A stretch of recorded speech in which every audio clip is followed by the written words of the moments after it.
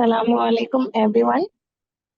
I'm Dr. Sadia Noor and I welcome you all on behalf of Pakistan Society of Anesthesiology, and I welcome Dr. Sobia, who is the speaker of today's lecture, and she's working as assistant professor at Aga Khan University.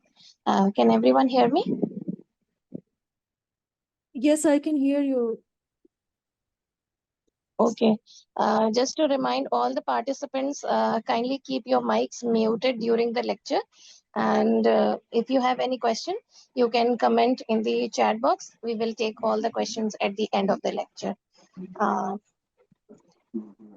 I think, should we start?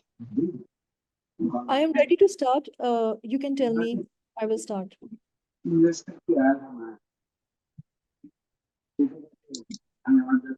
I think, madam, you can start. We'll be getting participants throughout the lecture.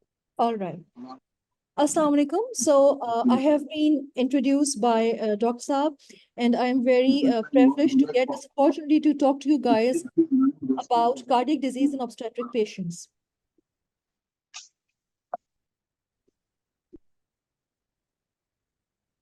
So the roadmap is that we are going to discuss a bit of the national and international literature. I will give you a few words about the morbidity and mortality of the cardiac lesions in obstetric patients. We will have an overview of physiological changes in pregnancy. We will discuss cardiac grid briefly. We will discuss general considerations, labor analgesia, and anesthesia for cesarean delivery in such high-risk patients. And then at the end, the take-home message.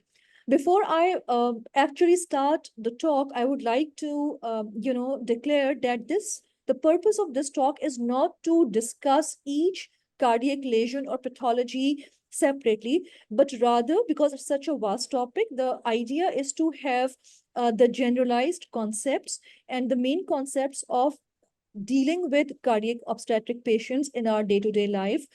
For example, when we are giving them analgesia for labor or anesthesia for their vaginal or cesarean deliveries. So this, you can see that this is the Pakistan Maternal Mortality Survey, which was published in December 2020 with the help of some NGOs, and it was undertaken 3 years preceding the publication. And they showed that the maternal mortality ratio in our country is 187 per 100,000 live births. It also showed the causes of the maternal deaths. And as you can see, that the percentage distribution has been shown. The highest percentage, as we also expect, and also we know from our background knowledge, is of the obstetric hemorrhages. That means obstetric hemorrhage is one of the leading cause of maternal death in our country in the population. And the next is hypertensive disorders, and the other next 10% is shown as other obstetric reasons, which they have quantified in some other table. But you may appreciate that, just a minute, please. You may appreciate that they have not given the burden of cardiac disease contributing to the mortality in their survey. It either is not looked up or they don't have the data for the concrete result sharing. Now, I would like to share this very important and a very good prospective Pakistan registry of echocardiographic screening in asymptomatic pregnant women. This was actually a study which was done by our colleagues in JPMC, and it was published in, I think, 2024 December. And what they did, they actually screened about 15,000 asymptomatic pregnant patients, and they conducted echocardiogram on them. And you will find some very interesting findings in their study. This was actually published in Journal of American College of Cardiology. So here you see the echocardiographic screening in 15,068 pregnant women. What is shown is that about 96% of them were absolutely normal. However, 4% of these asymptomatic healthy pregnant women had some or the other echocardiographic evidence of cardiac abnormality. And the largest share of this cardiac abnormality was of left ventricular systolic dysfunction. And I was very surprised. I was very surprised to see that in this PSA की Can Sir, I please kindly mute request your you mic, to, please. yes, please mute your mics. Thanks. So you can appreciate that in this left ventricular systolic dysfunction group, which is 53% of this 4% abnormal population, about 12% females had severe burden, and the EF was less than 30%. And this is mind-boggling that a pregnant woman who had severely decreased ejection fraction was asymptomatic when she was screened for echocardiogram at their center. The next burden is for the valvular heart disease. And of course, as we know that the rheumatic tops the list in this valvular heart disease, followed by the congenital heart disease. In it, again, the ASD tops the list, and then followed by VSD, TOF, pulmonary, and then PD and coarctation of aorta, etc. What does it indicate? It indicates that those females which we are catering on daily basis in our ops ORs or in our labor room suits they may appear absolutely healthy and asymptomatic, but some of them may have hidden cardiac lesions, right? Okay. This is the local study which was published in 2018 about the maternal-fetal outcome in patients with cardiac diseases in a tertiary care hospital. And what these authors did, they actually took 198 pregnant patients who were diagnosed to have cardiac diseases. They included them. And then they followed them through and found that the mitral stenosis was the most common problem in about half of this population, and peripartum cardiomyopathy was in 12% of the cases. According to their article, maternal death occurred in 4% of the cases. Yani कि 98 patients में से 4 patients died of the cardiac problem during pregnancy or during the anesthesia care, which is a significant number. So what does it show? It again, the idea of showing this national literature is to share the national burden of this maternal cardiac disease in our population, right? Which is somehow hidden from our eyes. So what do we have to deal with it? Do we have any guidelines to deal with the pregnant cardiac patient and anesthesia? Unfortunately, like many other arenas in the anesthesia, we do not have national guidelines, as most of our anesthesia guidelines have been taken up from the higher income countries or from the first world countries, like, for example, our ASA guidelines of monitoring, of NPO, and so many more guidelines. So here also, we have to, since we couldn't find any national guidelines, we had to look for the international literature to see if we could get any. And what we found that according to the AHA scientific statement, which is American Heart Association scientific statement, which was published in Circulation in 23, they showed that in the USA, the mortality due to heart disease has the highest burden. So in Pakistan, maternal mortality ka jo biggest reason hai wo obstetric hemorrhage hai. But in USA, maternal mortality ka jo biggest reason hai wo cardiac disease hai. Or about 90% of their maternal mortality is secondary to the cardiac disease, which is a huge burden, right? And the 10% is because of the other causes. So some society, for example, the international bodies of American Heart Association, European Society of Cardiology, Society of Maternal Fetal Medicine, American College of Obs and Gynecologists, and Registry of Pregnancy and Cardiac Diseases, they kind of joined hands. And the guidelines and protocols and concepts were materialized and shared with the rest of the world, and they were implemented in their own setups. So we know that we are working in the specialty of anesthesia, and in a specialty of anesthesia, we have subspecialties like pediatric anesthesia, cardiac anesthesia, obstetric anesthesia.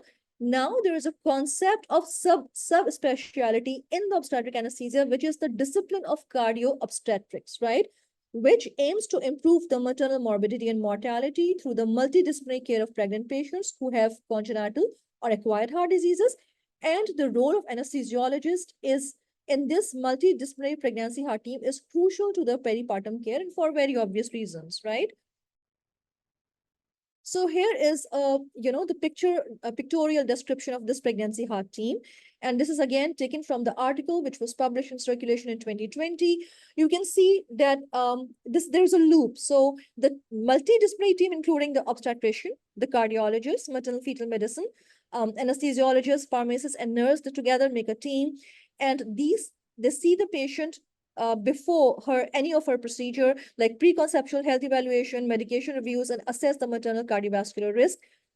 Then there is a monitoring during pregnancy of medications, of the vitals, of the disease progression, of fetus status, and the delivery is planned, whether she's going to have vaginal delivery or C-section, when is going to have this delivery, whether it's going to be spontaneous or assisted or induction induced, and what is going to be the peripartal cardiac monitoring. And once the delivery has happened, whether it is operative or normal spontaneous, what is going to be the post procedure or post delivery care for this patient. So all of this is talked about and decided by the cardio obstetrics team, which I have shown you is made up of many teams. So this is not a single person's decision, and members from the different teams sit together and make care plan for the patient. So coming back to the cardiac disease in pregnant, we all know from our basic knowledge that a cardiac disease in the pregnant patient can come in the form of the ischemic heart disease. It could be valvular heart disease, like MS, MR, AS, AR, etc. It could be congenital heart disease, pulmonary hypertension, and pulmonary hypertension doesn't start perceived. In fact, it is because of the progression of either the valvular heart disease or the congenital heart disease, then peripartum cardiomyopathies, and again, the patients with the acquired or congenital heart lesions can end up having arrhythmias. For example, in MS, the people can have AFibs, and the post-heart transplant patient. Now, this last one is we are very unlikely to encounter post-heart transplant patient because in our part of the world, these transplants we have never heard of occurring. But yes, in high-income countries or in first world, they can encounter women after the heart transplant. So what is the idea? So once we have a pregnant patient whom we are supposed to give anesthesia care in any setting, we should know what kind of cardiac lesion she has, and then we should know what is her NYHA classification. And this NYHA classification is something we all are very accustomed with. हम अपने year one से मुख्तलिफ लोगों की NYHA classification करते हैं, specially geriatrics की, orthopaedics, urology वगैरह के अंदर. So we know the classification like as good as back of our hands, right? So it is for the the evaluation of the heart failure. It goes from class 1 to class 4. And what is the idea? Why do we want to classify our pregnant patients according to NYHA? Because we want to see what is the clinical disease severity at the given point in time and what would be the prognosis, right? So higher the NYHA at the presentation when we see the patient, the poorer would be the prognosis, and so on and so forth. This classification is very interesting, and this is something which is very closely related to anesthesiologists. And in fact, this was published in BMJ Open 2021, and they highly advocate that this is the classification which anesthesiologists should use to classify their patients' maternal cardiovascular risk, which is the risk of cardiovascular event rate during the pregnancy. You can see that I have made 3 boxes. So this is modified WHO classification 1, classification 2, and classification 3 and 4 are assembled together. So the one who are falling in classification 1 are those who had previously hypertension or diabetes or morbid obesity, successfully repaired simple lesions like ASAs, etc., with no residual defect, uncomplicated small or mild MV prolapse, and palpitations which are not symptomatic. That means patient doesn't get dizzy after those palpitations. Such are the patients who do not have any increased mortality risk or who have minimal or no increased morbidity risk. So these are the most safe in patients if you have them in your anesthesia care. Then comes the modified WHO classification 2. These are the ones whose AST and VSTs are not operated or who had repaired TOF, or those who have symptomatic arrhythmias or mild LV dysfunction or who had rheumatic heart disease with murmurs. What would happen with them?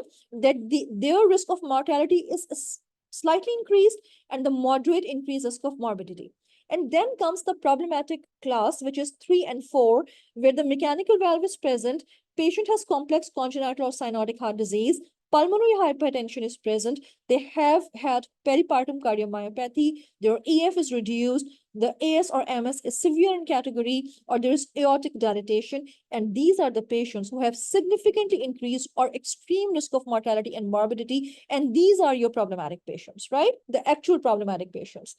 So then we come to another kind of classification, which is good to know, but for us to have, classify patients in our day-to-day life, we are good with modified WHO or with NYHA. We don't have to remember the SCAR-PREG, which is actually cardiac disease in pregnancy 2 risk predictors.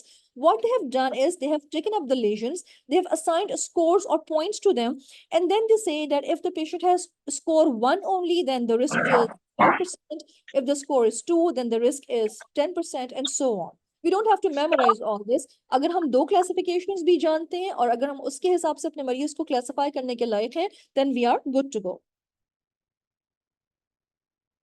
So what is this morbidity and mortality which we are afraid of? और क्या वो चीज है जो कि उसकी तरफ लेके जाएगी? तो अगर हमारे पास कोई cardiac pregnant patient है, उसको क्या चीज M&M की तरफ धकेलेगी? Severe hypertension, arrhythmias, acute coronary syndrome, pulmonary edema, congestive heart failure, shock, acute renal failure, strokes, pneumo, DVTs, PEs, fat embolisms, everything. ये सब वो चीजें हैं which are extremely dangerous for any patient, but more so in a patient whose physiology is already compromised by a cardiac lesion. So these are our absolute no-go areas, and we as anesthesiologists are supposed to avoid these from happening as much as possible. अगर किसी में हुआ हुआ है तो आप कुछ नहीं कर सकते. अगर कोई मरीज आपके पास आया ही pneumothorax के साथ है तो आप ट्रीट करेंगे और आगे लेके जाएंगे.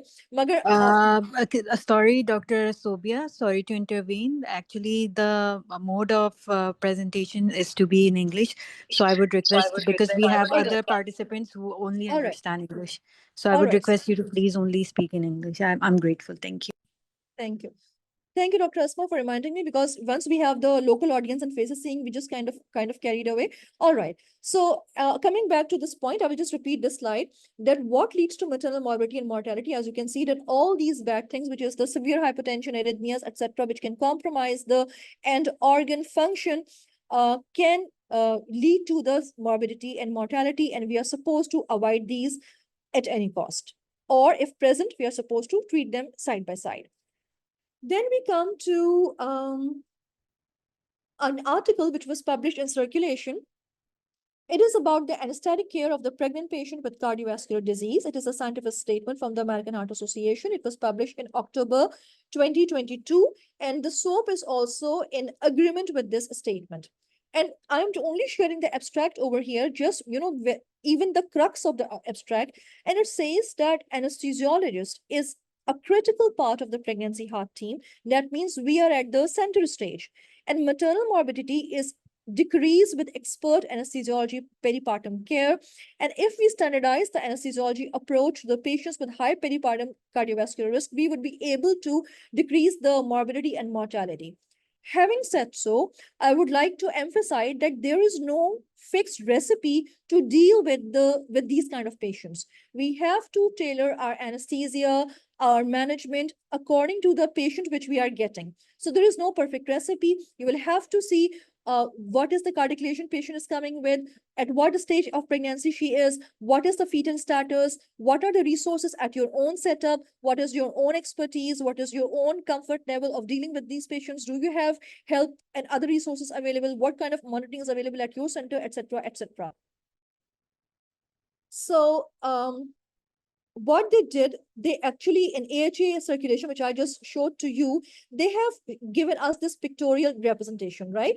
And they have shown that we have to plan the delivery framework, like who is going to identify the pregnancy heart team, kaun us patient ko assess karega, patient who is going to assess the patient's condition and risk, like modified WHO or the CAR-PREG 2.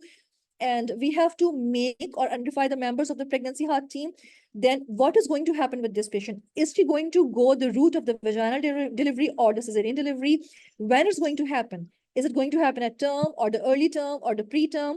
And where? What is the facility which we are taking this patient to? Is she going to deliver at level 1, level 2? And I'm going to show you what level 1 and level 2 centers are, and what and how is going to be the delivery plan. What is the anesthesia plan, medication plan?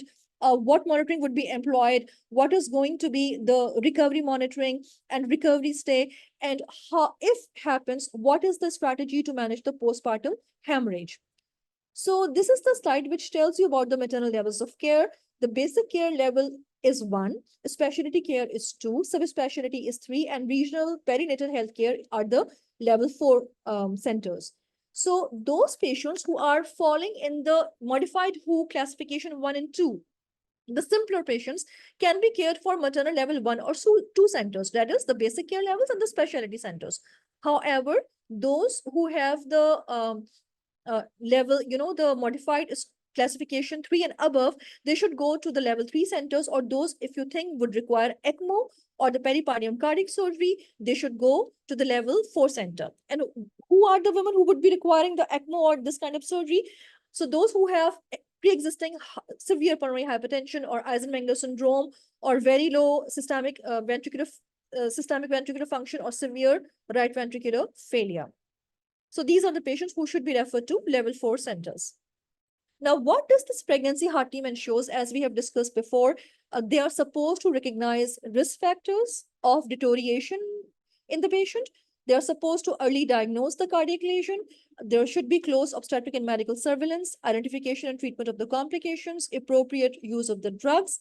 They should be able to refer patient for the timely surgical correction or intervention and timely delivery of the baby.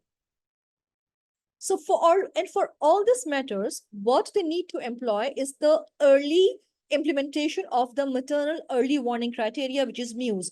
And as you may all know that in the good labor and delivery suits, the MUSE is the checkpoint or the checkpost through which all the laboring women go through, so that if there is any deterioration or if there is any red flag, they could be catched on early. This is one of the wonderful review articles which was published in Anesthesiology in 2021 about the obstetric anesthesia and heart disease and the practical clinical consideration. So this article kind of gives you a question and then gives you an answer. This is a very practical questions and very practical answers. So I will strongly advocate that please either take the screenshot or refer to this article once this talk is over, because a talk in 1 hour obviously cannot cover every detail of every single cardiac lesion or their management. So we are more in the generalized mode. What does the abstract say? It says that increased intrapartum hemodynamic monitoring may be necessary. And obviously so. So you may have to level up from the basic ASA monitoring to the invasive monitoring of arterial line or CVP, or in centers where the resource is available, pulmonary artery pressure monitoring. You may think about employing the neuraxial anesthesia or analgesia, and the anesthesiologist should anticipate that in such patients, emergency can happen at any time, like in all other regular patients, be it the obstetric emergency or the cardiac emergency. So they may have to go to for the emergency cesarean delivery or the PPH or the peripartum cardiac arrhythmias. Now, about the mode of the delivery. So you see the vaginal delivery against the myth, because somehow in our heads, it is there that if the patient has cardiac disease, usually they are taken for the cesarean sections. But what the literature says that in these patients, vaginal delivery is usually preferred because it decreases the risk of the OBS complications, which could be hemorrhage, wound infections, or DVTs. And it also allows for the gradual hemodynamic changes at the time of the delivery. And Valsalva maneuver during vaginal delivery is reasonable for most patients. But yes, it is discouraged for some patients who are at a higher risk of decompensation. For example, those patients who have aortopathies, or those patients who have severe MS or severe AS, or those who have left ventricular systolic outflow obstructions. So it is desirable that we help the patient in second stage through the vacuum or through the instrumental delivery, so that they do not go, so that the second stage is not prolonged and the Valsalva is not forceful, right? So that our patient doesn't decompensate. This is a chart for anesthetic considerations in pregnant patients with cardiac arrhythmias, published in 23. This actually tells you that if you are dealing a pregnant patient with arrhythmias, so what history you should take and what investigations you should undertake. You can again go in details. And obviously, in general, we all know about the red flag symptoms, that if the arrhythmia is associated with syncope or chest pain or dyspnea, then we have to look into it. We not only have to perform the physical exam, but also go for the blood testing, for the ECG, and as per the cardiologist, advise the Holter monitoring and echo and so on, right? So this just gives an overview. Before we go on to the anesthetic management, let's revise our cardiovascular physiology, because unless we we have a very strong grip on the physiological cardiovascular changes which a woman goes through during normal pregnancy, we won't be able to identify issues which are happening in a patient who has cardiac lesion. So this is again all very basic, that in a pregnant patient, there are certain physiological changes which plays around cardiac output, blood pressure, heart rate, and SVRs. And you can see that how cardiac output gradually increases towards the third trimester, peaks at delivery, and then sharply declines in the early postpartum period. And the gradual increase of the blood pressure, and then it declines, and how the SVR remains at the lower side till it reaches a plateau or the baseline levels in the early postpartum period. So we must know the interplay of this physiology if we have to care for the patient who has cardiac lesion. So sometimes going back to, history is important, and some basics. For example, this basic cardiac grid was given to us by Moore in 1981. It's a pretty old concept, but some concepts are old, but they remain there for decades because these are the ones which form the basis. So the cardiac grid determines the desirable hemodynamic requirements for a particular cardiac lesion. So it is about preload, pulmonary vascular resistance, systemic vascular resistance, heart rate, and myocardial contractility.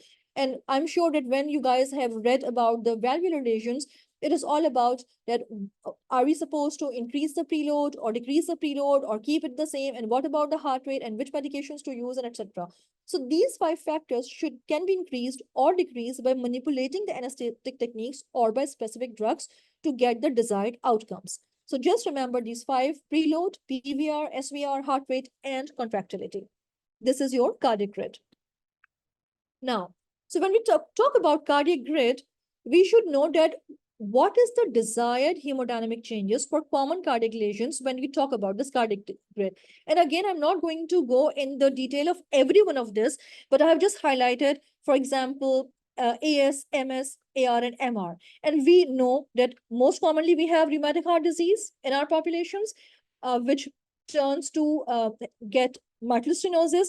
So the preload should be kept at normal or slightly decreased. Pulmonary vascular resistance should be normal or decreased. SVR should be kept normal. And we are not supposed to allow heart rate to increase. Otherwise, it would not allow heart to fill and the output would be compromised and so on. So in order to treat our patients, if we are dealing with the valvular heart disease, we should know the cardiac grid and what are the desired hemodynamic changes in such patients.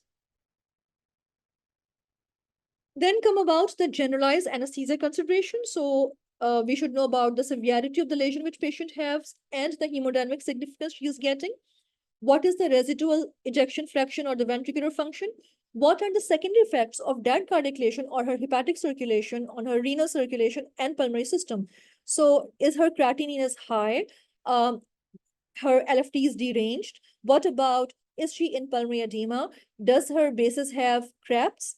What about the concomitant coronary artery disease? Is she symptomatic? What medications she is on? What about diuretics? What about anticoagulants? What about, the heart rate modifiers? We should know her blood workup, her labs, her EKG, baseline EKG, and her baseline echo. And if she had had any prior procedures like valvotomy or any valve replacement, or, for example, other TOF repair, etc. So we are concerned that which kind of anesthesia are we going to choose for our patient? We are concerned how we are going to relieve her pain, whether it is labor or her surgery or post-surgery, which kind of monitoring we are supposed to employ, what would be our hemodynamic goals, whether we would need her to be on ventilator post-op. And we should remember that all of this is a multi-team work. So not a single anesthesiologist, maybe another pair of hands with a good cardiologist, with your critical care person to take care of patient post-op, etc. For example, I just give you that a patient who is in labor, who is a modified WHO classification 1 and 2, who is in labor, and she is anxious and she is getting labor pain. So her catecholamines are increased, right? Which is because of the pain and anxiety. And that could trip her towards the tachycardia as well as arrhythmia. So what are we supposed to do? We are supposed to avoid certain alterations in the heart rate and rhythm. And we are supposed to give her good analgesia to avoid this load of catecholamines on her already compromised physiology. Same can go for SVR, for cardiac output, for pulmonary blood flow, for example, onconic pressure. Like we know that in general, if the patient's onconic pressure is on the lower side, as is the case in pregnant patients, and if they have the cardiac lesion, they may have more chance of going into the pulmonary edema. So we may have to think about starting the diuresis as per need basis. Similarly, if we are anesthetizing such patients in the OR, the drugs which we are using for induction, for paralysis, for analgesia, we should know their cardiovascular effects. Most of the drugs do not have significant cardiovascular effects, but some do have. In this list, there are some drugs which are now, not in practical use. For example, halothane. So please ignore it because it's from the previous article. Like a few years ago, so they had given the halothane. We don't use it anymore. You can ignore that. You can ignore the tubercular as well. But the rest of the medications, for example, propofol and morphine and fentanyl and succinylcholine, nitrous oxide, which we use, and isoflurane, we should very well be aware of the cardiovascular changes which these medications or gases have in general. And they can have the similar changes in a profound way in a patient who already has cardiac lesions. Same is true for uterotonics, because in general, when we administer oxytocin to a person who is otherwise healthy, we routinely see tachycardia and hypotension if we administer it as a bolus. And in a patient who has cardiac lesion, it is not advisable to induce this kind of hypotension and tachycardia in such patients. So you also know that those patients who have cardiac lesions or who have valvular heart disease, we never give oxytocin boluses. Argometrine also can lead to the systemic hypertension, and if it increases the afterload, it could be detrimental for some cardiac lesion and some valvular lesions. And similarly, the OBGYNs, when they use the prostaglandin F2, it can lead to severe pulmonary hypertension. So if our patient already is at the brink of pulmonary hypertension or has mild or moderate one, we can push her towards the severe case. So that could actually lead to more catastrophe. So we should be mindful what OBGYN are using, and we should be mindful what we are giving to her as IV medications. Then we discuss the labor analgesia. So labor analgesia can be given as, we have the option of PCIs, we have the option of neuraxial analgesia. But again, as the WHO has recommended that even in a healthy parturient, the labor epidural is the gold standard of analgesia. This holds true for a patient who has cardiac lesion, unless the neuraxial analgesia or the central neuraxial block is contraindicated in her. So how do we go about it? We can give her epidural, we can give her dural puncture epidural or combined spinal epidural. And it is recommended that if she has intracardiac lesions in which there is a higher risk of paradoxical embolism, it is better that you achieve the loss of resistance via saline as compared to the air. And in those patients who are likely to decompensate from the epinephrine, please do not give epinephrine in your test doses. Split your test dose in 2 syringes, use fentanyl to check the intravascular component, and use low-dose bupivacaine to check the intrathecal component. So these are the little modifications which we need to make when we are dealing with such kind of patients. Again, we have to keep hemodynamic afterload at the baseline so that the coronaries are perfused. And as per the patient, we may have to start A-line monitoring even when they are in labor, depending in which kind of category they are falling. And we must avoid prophylactic fluid bolus in patients who are at risk of the pulmonary edema before starting any kind of neuraxial block. However, in order to treat the mild hypertension, a small judicious fluid boluses can be given. However, the vasopressors remains the mainstay, and what we frequently use is phenylephrine, either the boluses or the infusion or the ephedrine, and norepinephrine in some centers where phenyl is not available, or in severe cases maybe vasopressin or dobutamine may be used. So this again is our local study. It was published in Epicare, and why I'm showing it, because whatever is written over here is very pertinent, regardless of how old the article is.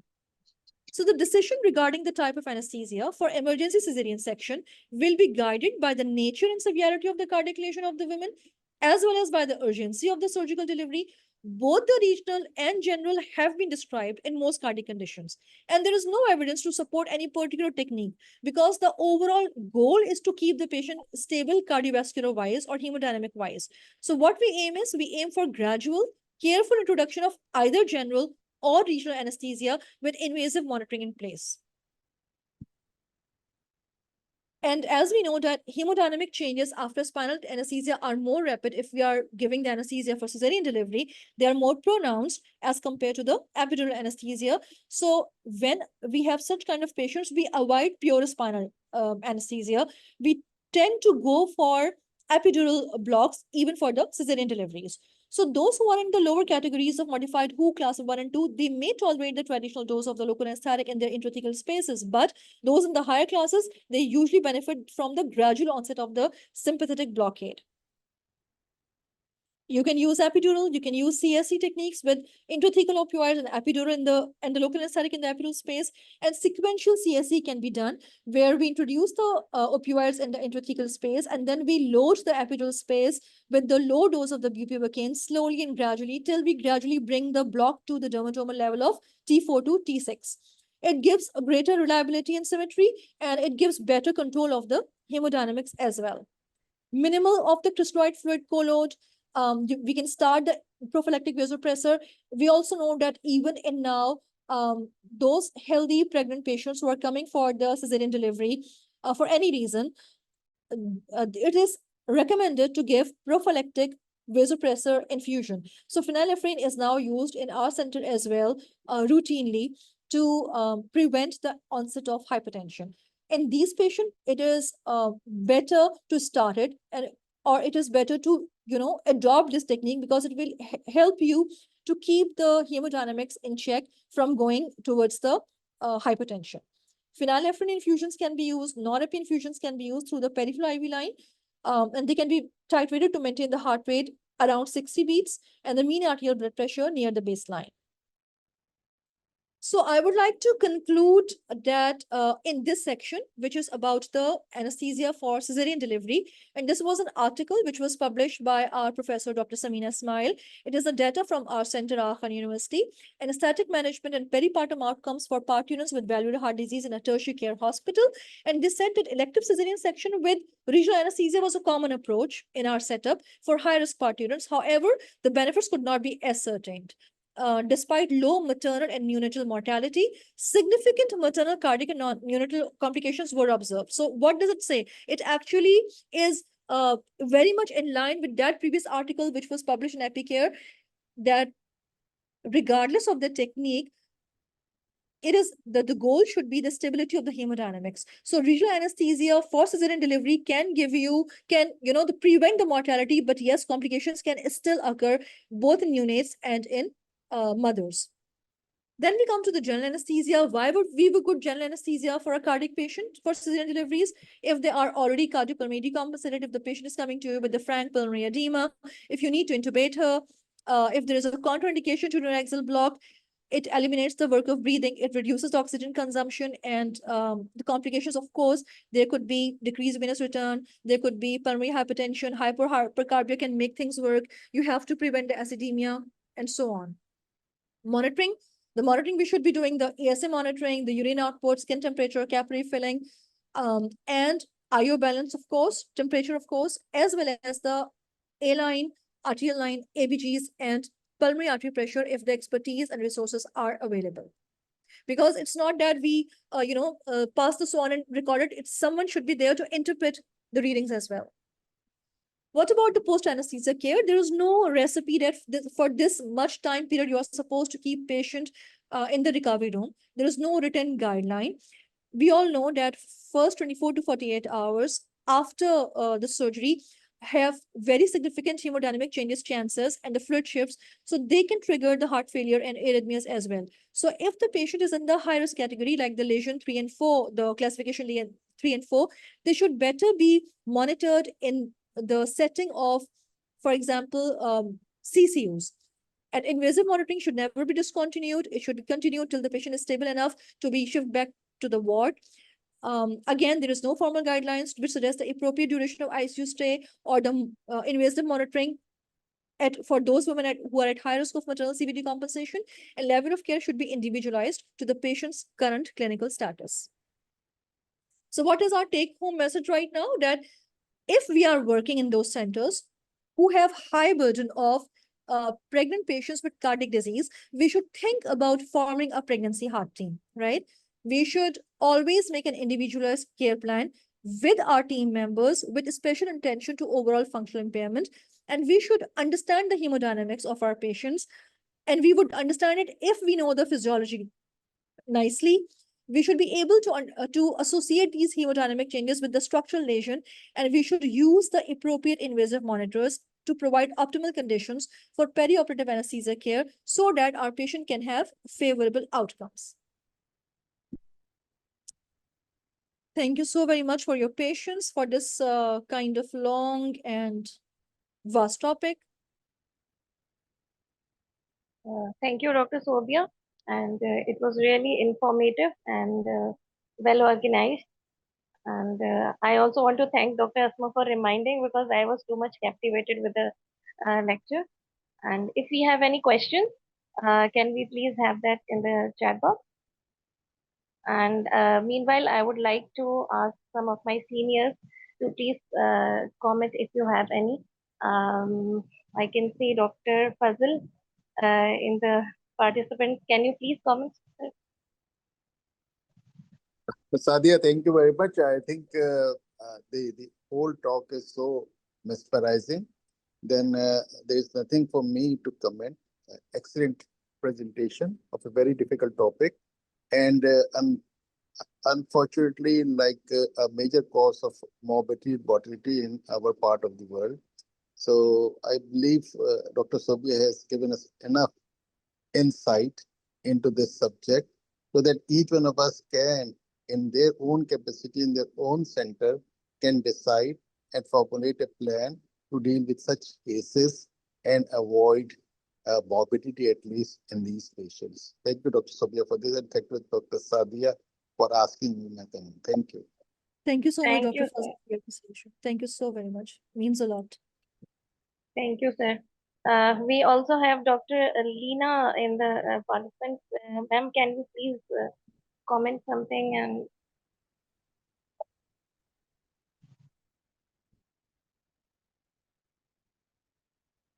And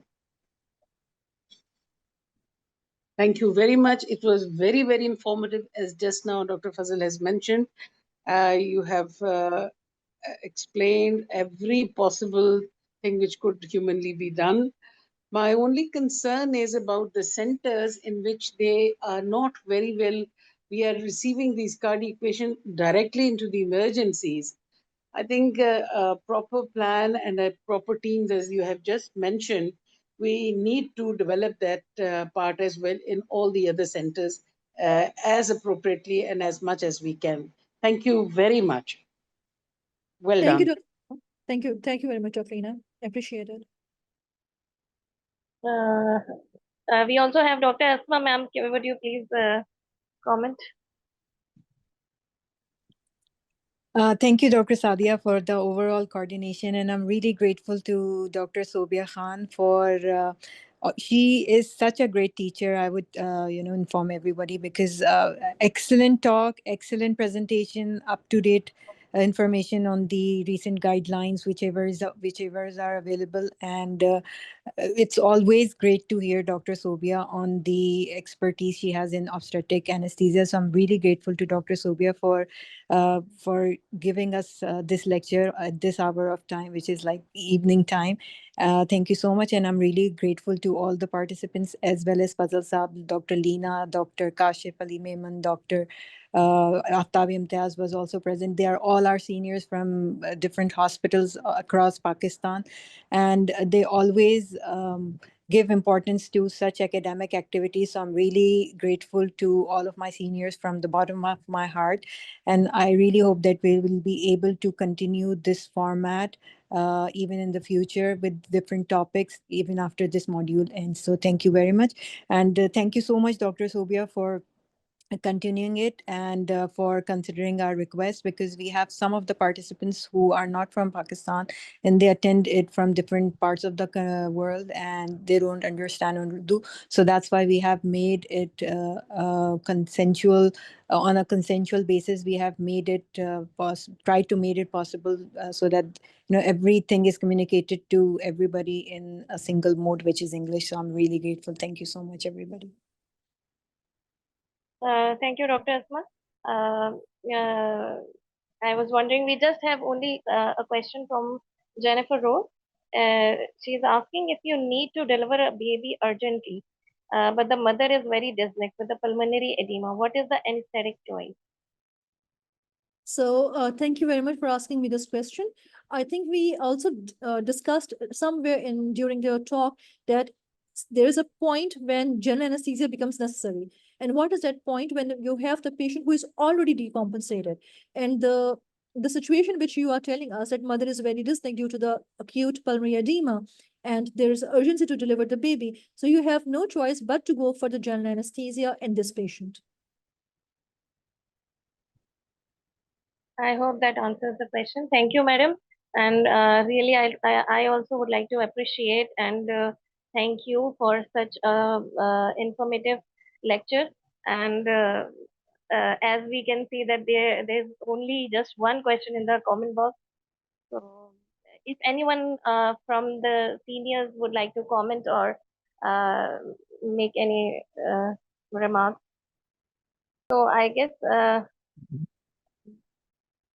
Just a is there request, kindly fill in the feedback form if that's been shared here. Yes, Dr. Sadia has already shared the link for the feedback. Kindly fill in the feedback so that you can get the e-certificate from on your email. Thank you so very much, everybody. I have shared the feedback form in the comment box, chat box, and I think that's all for today's lecture. Thank you, everyone, Thank and you. especially thank you, sir. Thank you, ma'am. Thank you, Dr. Sobia, Thank you and so all the seniors. Thank you so very much. Always a pleasure. Thank you.